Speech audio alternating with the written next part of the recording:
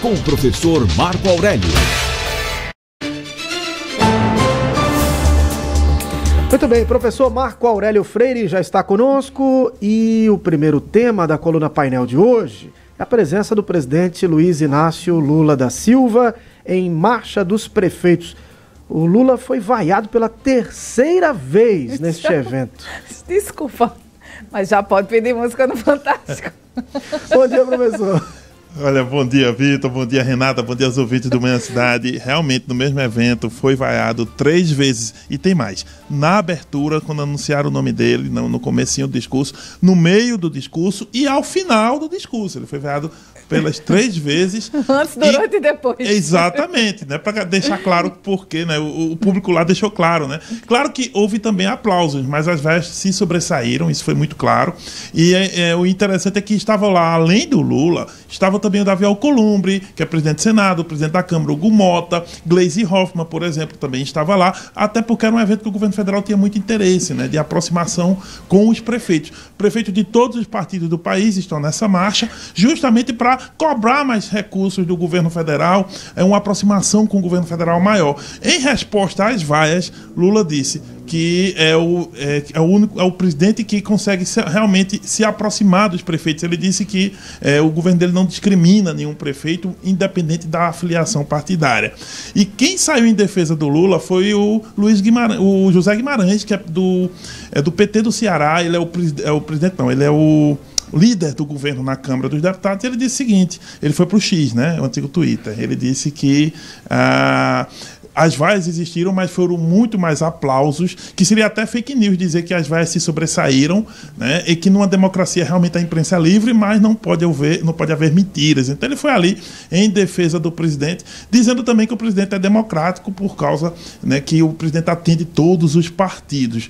Mas, em geral, é o seguinte, era um público qualificado, prefeitos e prefeitas do país inteiro, que estão em busca de recursos e que têm se chateado muito com algumas medidas do governo federal, principalmente com relação às emendas partidárias, né? Porque o governo vem ali atuando para que aquelas emendas que o Congresso tem direito, que o governo quer controlar um pouco isso aí, e isso afeta diretamente a vida dos prefeitos e prefeitas. Então, por isso as vaias ocorreram, mas o Guimarães diminuiu isso, dizendo, não, foi porque tinha muitos prefeitos de partidos que não são aliados ao governo, mas a real é que tem muito prefeito por aí chateado com o presidente da República, é isso. Eu lembro de uma frase, acho que foi atribuída ao presidente Juscelino Kubitschek, num encontro que teve com estudantes. Os estudantes vaiaram o presidente do momento em que ele entra no local até o momento que ele chega ao púlpito para falar. E ele teria dito, bendito o país em que seus estudantes vaiam seu presidente e sabem que nada lhes acontecerá. E eles então aplaudem o presidente. De fato, saber que é possível vaiar a maior autoridade da República sem que nada lhe aconteça é uma demonstração de democracia. Mas as vaias também demonstram que o presidente não está lá com uma popularidade muito em alta entre os prefeitos. Está então, sendo muito querido, isso mostra que o clima não está muito bom politicamente, o presidente não está numa condição tão boa. Aliás, por falar nisso, nós estávamos comentando aqui, Renata, professor Marco Aurélio, tivemos ontem a reinauguração do Palácio Gustavo Capanema, no Rio de Janeiro, que é um centro cultural, né, foi projetado por Lúcio Costa, Oscar Niemeyer, sede do IFAM, da Biblioteca Nacional, do IBRAM, Funarte, enfim. E tivemos ontem a concessão de comendas, né, mérito cultural para alguns artistas brasileiros. E foram... a mais alta honraria da cultura nacional. Receberam a Fernanda Torres, o Walter Salles, responsáveis pelo filme Ainda Estou Aqui, que foi vencedor do Oscar. Mas nesta premiação também tivemos, com o recebimento dessa mais alta comenda da cultura do Brasil, a primeira-dama Janja da Silva. E aí, professor? Olha, esse evento foi em comemoração aos 40 anos também, entre outros, né? Aos 40 anos do Ministério da Cultura, que foi criado no governo Sarney, pós-ditadura. Então, o Ministério da Cultura, que antigamente era parte do MEC, por isso que a gente chama de MEC até hoje, né? Que é Ministério da Educação e Cultura, antigamente. O nome ficou, mas o Ministério da Cultura foi criado ali em 1985. E aí as emendas, essas comendas foram criadas também. Mas é como vocês disseram, grandes nomes da cultura nacional receberam, porém Janja também. E aí vocês imaginam como as redes sociais reagiram, né? Inclusive, até ofuscando um pouco, gente. Parte dessa premiação a tanta gente boa da cultura, você tem o nome de Janja no meio, e ela recebeu, dentre as comendas, a mais alta, porque são 3 tipos de comendas que você recebe, né? A de cavaleiro, né? A de comendador e a de Gran Cruz, que essa é a principal, é a maior que tem, e foi exatamente essa que o presidente deu, né, à sua esposa, a Janja da Silva. As redes sociais estão fervendo, mas há muita gente está fazendo a seguinte pergunta: o que Janja fez pela cultura que garantiria o mérito de receber essa mais alta comenda da área? Bem, essa é uma resposta que só o presidente da República pode dar. Mas, de forma geral, isso cria uma divisão na rede muito grande. Janja, onde o nome dela aparece, vocês já sabem que cria uma polêmica de defensores e opositores, e isso movimenta a rede e dá burburinho, enfim, e assim, acaba sendo interessante para outras questões políticas que você consegue meio que deixar de lado. Pronto, era exatamente o que eu ia questionar, né? A gente está aí no olho do furacão ainda em relação a esse escândalo dos descontos indevidos do INSS, e às vezes a gente se pergunta, né, se não é uma forma de distrair as pessoas, a famosa cortina de fumaça, né, porque eu acho que tem muita coisa que o pessoal pega no pé desnecessariamente. Agora, tem outras que realmente não ajudam. Um caso como esse, né, não tem como. O momento do filme, né, a gente tem alguns exemplos, né, que são do momento de grande repercussão. E, de repente, um fato como esse talvez seja realmente para distrair as pessoas começarem a falar sobre isso e esquecer do importante. Olha, que funciona. Do ponto de vista social, em termos de rede social, funciona mesmo, porque se você olhar aí os tópicos de X e de outras redes sociais, isso vai lá para cima e a discussão entra naquela polarização, enfim, fica interminável. E aí é que está, né? Acaba ajudando muito em outras questões, porque o governo está, assim, não está tão bem. Inclusive, é justamente o tópico que a gente vai falar, né, agora, que ontem a própria Câmara dos Deputados falou da questão do INSS, gente. Olha só, eles aprovaram, né, em regime de urgência, um projeto de lei que impede, que veta mesmo, que as pessoas sejam automaticamente debitadas, né, descontadas nas suas aposentadorias. Só que esse projeto ocorreu, ele foi o seguinte: o Sidney Leite, que é do PSD de Minas Gerais, PSD do Amazonas, ele foi no dia 1, no primeiro dia depois da operação da Polícia Federal, ele protocolou esse projeto, e aí ele passou em regime de urgência. O que significa? Significa que ele não vai mais para as comissões e já pode ir direto para o plenário. É uma tentativa da Câmara dos Deputados, e aí teve apoio do bloco governista, de todo mundo, oposição e governo.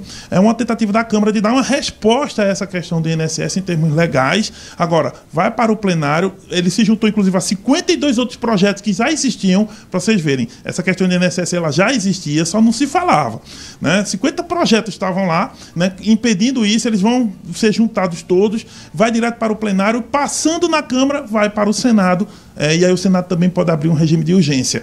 E se ocorrer isso, fica impedido que as pessoas sejam debitadas automaticamente como estavam sendo. Vamos aguardar ver, né, o trabalho legislativo, mas ontem essa medida passou, e aí sim, isso é uma discussão que seria interessante da gente acompanhar, mas é isso, né? O brasileiro vai mais para distração às vezes do que para as coisas importantes, mas enfim, isso é a natureza das redes sociais mesmo.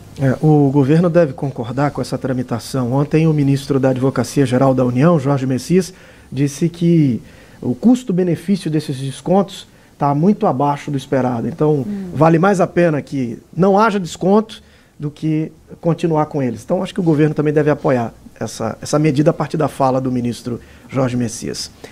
Professor Marco Aurélio Freire, obrigado, professor. Até amanhã. Até amanhã. Manhã Cidade. Painel com o professor Marco Aurélio. Mande sua mensagem para o nosso WhatsApp 81 998780997. WhatsApp Cidade FM. Renata, já começamos a receber aqui colaborações dos nossos ouvintes com relação às chuvas, pontos de alagamento, retenção no trânsito. O Moab Freire está dizendo o seguinte: logo depois do shopping Caruaru, no anel viário, sentido 232 e Rendeiras, tem ponto de alagamento importante. Ele recomenda que seja alertado para que motoristas e motociclistas tenham muita atenção. Então, nessa área ali do anel viário, sentido 232 Rendeiras, próximo, né, logo depois do Shopping Caruaru, tem ponto de alagamento. Atenção, ou, se puder, evitem o trecho. Buscar uma outra alternativa. Deixa eu ver, o Inácio Rubro-Negro. Inácio está dizendo aqui, não teve treino por conta da chuva, mas ele está ligado aqui na nossa programação. Acredito que qualquer atividade de rua, né, vai acabar cancelada. Então, o pessoal que de repente vai fazer um treino aí, uma corrida. Eu vi uma mensagem da cidade, eu vi uma mensagem da minha amiga Nanda Salles nas redes sociais dela dizendo: está encerrada a minha temporada de corridas e tentativas de atividade física ao ar livre. Mas dá para fazer atividade física em casa também, né? Mas quer fazer na rua. Faz uma adaptação. O importante é se mexer. Tem que praticar exercício. Ô, Vitor, deixa eu mandar um cheiro para uma pessoa muito, mas muito especial que está fazendo aniversário hoje, Dona Maria do Bolo, do Pé de Moleque, lá do bairro das Rendeiras, 79 anos, fã de carteirinha da Rádio Cidade. O pessoal não está ouvindo não, mas aqui na redação, logo ao lado do estúdio, o pessoal está batendo palmas para Dona Maria. Né? Dona Maria maravilhosa. Dona Maria que está ganhando uma música de Valdir Santos, né? Em homenagem a ela, à tradição do Pé de Moleque, ao Marcelo, né, que é filho dela, o braço direito nessa tradição. Um cheiro, Dona Maria do Bolo, deve comemorar mais tarde no encontro das comidas gigantes lá na Rua 3 de Maio, que hoje tem, né? Todas as comidas reunidas, para a gente ter aí um gostinho do que cada comunidade vai oferecer durante o período junino. Dona Maria é maravilhosa, tem uma história linda, linda de vida, é uma guerreira e a gente gosta muito, mas muito da senhora, viu, Dona Maria? Um cheiro grande, aproveite seu dia, um ano aí para chegar aos 80 anos ano que vem, se Deus quiser.